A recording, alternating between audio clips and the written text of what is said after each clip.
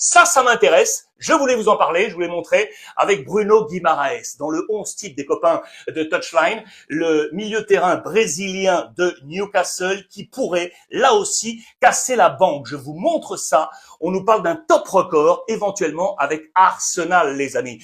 Pourquoi on nous en parle? Newcastle veut absolument le garder. Pour l'instant, c'est un joueur qui émarge à 160 000 livres par semaine. Newcastle va gonfler cette offre pour passer à 200 000 livres par semaine, ce qui serait un wage, des émoluments, un salaire record du côté de Newcastle, mais cela semble compliqué de réussir à le garder par rapport à l'impact d'Arsenal avec la volonté de venir le chercher. Je vous rappelle qu'il était arrivé du côté de Newcastle pour 35 millions de livres. Souvenez-vous, Olympique Lyonnais, il vient de Lyon, Guimaraes, le Brésilien. Et je vous rappelle également que Newcastle vient de vendre Anthony Gordon au Barça, vous le savez, pour un record avec 70 millions de livres quasiment. Je vous rappelle que Alexander Isaac également a bougé de Newcastle il y a quelque temps, direction Liverpool pour 130 millions de livres. Je vous rappelle que Sandro Tonali, l'Italien, pourrait bouger lui aussi à hauteur de 100 millions de livres. Tottenham lui fait les yeux doux. Newcastle vend très très bien, achète bien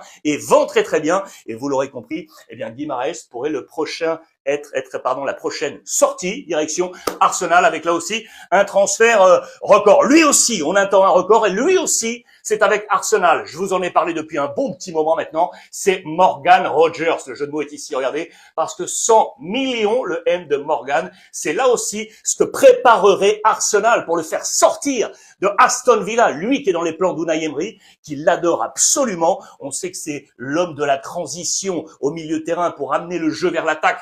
Regardez, on nous dit très clairement que Tielemans et Boubacar Kamara, l'ancien Marseillais, sont les premières rampes de lancement, direction Morgan Rogers pour ensuite orienter le jeu vers l'attaque. C'est ce qu'il fait également avec l'équipe anglaise, les amis. Regardez le plan de Thomas Tuchel pour la qualification des Anglais, c'était donc ce week-end. Ça, c'était un fait intéressant puisque et Bellingham et Rogers étaient titulaires. Les deux hommes, normalement, se battent pour la place de titulaire à ce poste 10. Eh bien, on les a mis là, les deux ensemble. Ultra intéressant, justement devant le petit Elliot Anderson pour un très joli triptyque.